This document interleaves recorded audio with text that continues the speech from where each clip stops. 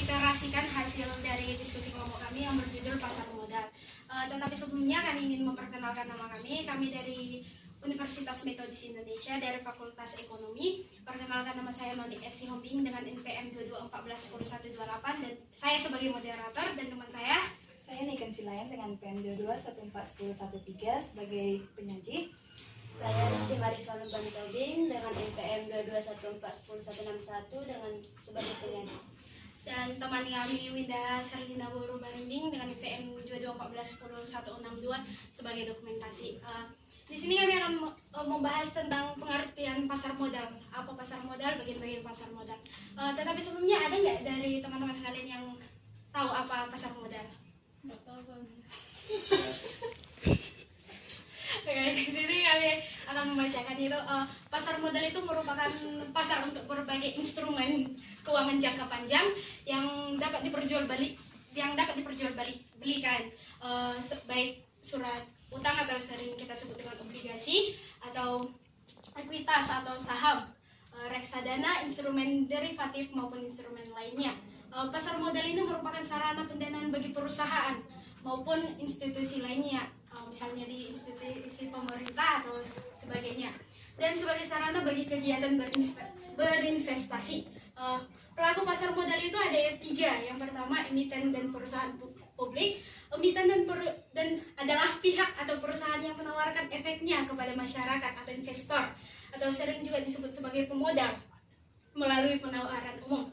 Yang kedua itu ada pemodal di pasar modal. Ini biasanya perorangan, institusi, domestik, dan asing. Yang ketiga itu perusahaan efek. Ini perantaran pedagang efek atau broker dealer, penjamin emisi efek atau underwriter, dan manajer investasi atau investment manager, dan penasehat investasi. Dan selanjutnya itu profesi penunjang pasar modal. Yang pertama, akuntan. Akuntan merupakan laporan keuangan audit pendapat akuntan. Yang kedua, konsultan hukum, yaitu laporan legal audit dan pendapat konsultan hukum. Yang ketiga, penilai atau laporan hasil penilaian dan pendapat penilai. Yang keempat, notaris, legalisasi dokumen perusahaan. Dan yang kelima itu profesi lain yang diterapkan dengan peraturan pemerintah. Selanjutnya, indikator pasar modal. Ada dua indikator pasar modal. Yang pertama, indeks harga saham. Indeks harga saham adalah suatu indikator yang menunjukkan pergerakan harga saham. Indeks berfungsi sebagai indikator tren pasar. Yang kedua, indeks obligasi pemerintah. Indeks obligasi pemerintah pertama kali diluncurkan itu pada tanggal 1 Juli 2014 sebagai wujud pelayanan kepada masyarakat pasar modal. Indeks obligasi memberikan nilai lebih, antara lain yang pertama itu sebagai barometer, dapat melihat perubahan yang terjadi di pasar obligasi.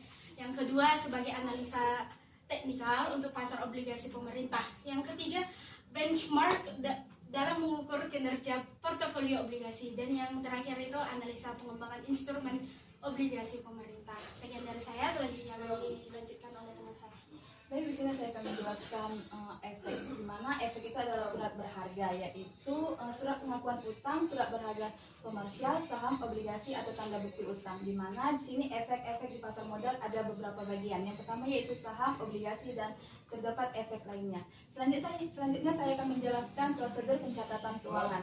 Di sini terdapat beberapa poin untuk pencatatan efek pada prosedur. Yang pertama ialah proses dan lembaga penunjangan pasar modal akan membantu emiten dalam penyiapan kelengkapan dokumentasi, di mana emiten mengajukan permohonan kontrak pendahuluan. Setelah kontrakan pendahuluan antara emiten dan bursa efek itu ditandatangani, selanjutnya emiten akan mengajukan pernyataan pendaftaran ke Bapepam. Selanjutnya emiten akan melakukan penawaran umum dan emiten akan mengajukan permohonan pencatatan di bursa efek. Yang selanjutnya itu akan dipersetujui pencatatan dan pengumuman di bursa efek, dan yang terakhir itu perdagangan efek di pasar sekunder. Selanjutnya, penjamin emisi efek.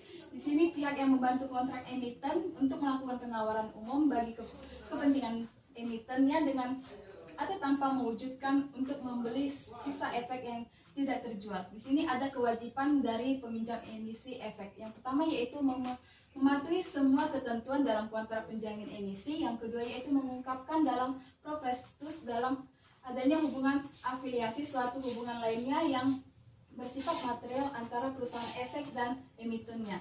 Yang selanjutnya itu ialah kewajiban perantaran pedagang efek. Di sini ada beberapa poin. Yang pertama yaitu mendahulukan kepentingan nasabah. Yang kedua dapat memberikan rekomendasi kepada nasabah. Dan yang ketiga menghubungi setiap jam, hari, dan tanggal. Yang selanjutnya itu ialah memberikan konfirmasi kepada nasabah sebelum berakhirnya dari bursa efek. Selanjutnya itu menerbitkan tanda penerima setelah menerima efek dari uang dari nasabah. Poin selanjutnya menjelaskan amanat jual beli dari pemerintahan amanat. Selanjutnya itu membantu dan mengelola dana bagi kepentingan para modal. Yang terakhir memberikan saran kepada para pemodal. Yang terakhir di sini ada saham, di mana saham dapat didefinisikan sebagai tanda penyertaan modal seorang atau pihak atau badan usaha dalam suatu usaha untuk perorangan terbatas, di mana dengan menyertakan modal tersebut maka pihak tersebut memiliki klaim atau pendapatan perusahaan, klaim atau aset perusahaan berhak hadir dalam rapat umum pemegang saham atau RPS. Selanjutnya akan dilanjutkan oleh teman saya. Baiklah, di sini saya akan lanjutkan materinya. Keuntungan saham. Keuntungan saham itu ada dua, yaitu pertama dividen. Dividen merupakan pembagian keuntungan yang diberikan perusahaan dan berasal dari keuntungan yang dihasilkan perusahaan. Yang kedua, capital gain merupakan selisih antara harga beli dan harga jual. Capital gain terbentuk dari adanya aktivitas perdagangan saham di pasar sekunder. Selanjutnya obligasi. Obligasi itu merupakan surat utang jangka menengah panjang yang dapat dipidatakan bersih janji dari pihak yang menerbitkan untuk membayar imbalan berupa bunga pada periode tertentu dan melunasi pokok utang pada waktu yang telah ditentukan kepada pihak pembeli obligasi tersebut. Selanjutnya karakteristik obligasi. Karakteristik obligasi ada tiga, yaitu yang pertama nilai nominal. Nilai nominal adalah nilai pokok dari suatu obligasi akan diterima oleh pemegang obligasi pada saat obligasi tersebut jatuh tempo. Yang kedua, kupon. Kupon adalah nilai bunga yang diterima pemegang obligasi secara berkala. Yang ketiga, jatuh tempo. Jatuh tempo adalah di mana pemegang obligasi akan mendapatkan pembayaran kembali pokok atau nilai nominal obligasi yang dimilikinya. Selanjutnya, reksadana. Reksadana merupakan salah satu alternatif investasi bagi masyarakat pemodal, khusus pemodal kecil dan pemodal yang tidak memiliki banyak waktu dan keahlian untuk menghitung risiko atas investasi mereka. Ada tiga hal yang terkait dari definisi tersebut. Yang pertamanya adanya dana masyarakat pemodal. Yang kedua, dana tersebut diinvestasi dalam portofolio efek. Yang ketiga, dana tersebut dikelola oleh manajer investasi. Yang selanjutnya efek lain. Efek lain itu ada dua. Yang pertama itu unit penyertaan reksadana, merupakan bukti penyertaan dan kepemilikan pemodal sebagian dari portofolio efek yang dikelola manajer investasi. Yang kedua itu unit penyertaan efek beragun aset. Portofolio efek beragun aset atau EBA terdiri dari tagihan yang timbul dari antara lain aset keuangan, aset guna usaha, pemberian kredit, surat berharga komersial, perjanjian jual beli bersyarat, dan perjanjian pinjam cicilan. Sekian hasil dari presentasi kami. Untuk perhatiannya kami ucapkan terima kasih. Untuk sesi ini kami akan membuka sesi pertanyaan untuk teman-teman kakak-kakak dan abang-abang semua yang ingin bertanya. Kami persilahkan. Pertama sini. Jadi pertanyaan saya, bagaimana pasar modal dapat mempengaruhi perekonomian suatu negara? Ada lagi? Apakah investasi di pasar modal lebih menguntungkan dibandingkan investasi lainnya? Masih ada lagi teman-teman?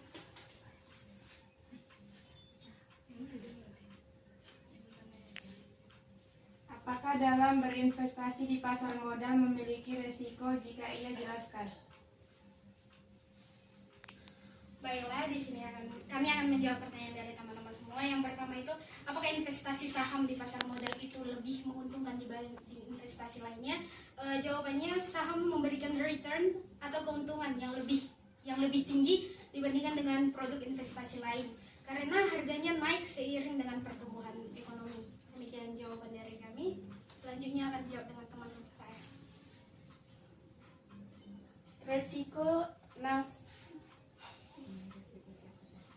resiko apa saja yang dihadapi berinvestasi? Yang menurut kami ada resiko yang mungkin dihadapi investor, antara lain yang pertama itu resiko daya beli, yang kedua resiko bisnis, yang ketiga resiko tingkat bunga, yang keempat resiko pasar, yang kelima resiko likuiditas. Untuk pertanyaan selanjutnya itu yang terakhir, bagaimana pasar modal dapat mempengaruhi perekonomian suatu negara? Dengan adanya pasar modal diharapkan aktivitas perekonomian menjadi meningkat karena pasar modal, di mana merupakan alternatif perdanaannya bagi suatu perusahaan itu, sehingga perusahaan dapat beroperasi dengan skala yang lebih luas, di mana pada saat akhirnya akan meningkatkan pendapatan perusahaan itu akan semakin meningkat, di mana masyarakat akan memperluasnya itu. Baiklah, sekian dari jawaban dari kelompok kami. Semoga membantu setiap pertanyaan dari teman-teman semua. Sekian dari hasil presentasi kami untuk semua. Apabila ada kesalahan kata atau pengucapan ataupun tingkah laku kami mohon maaf. Terima kasih.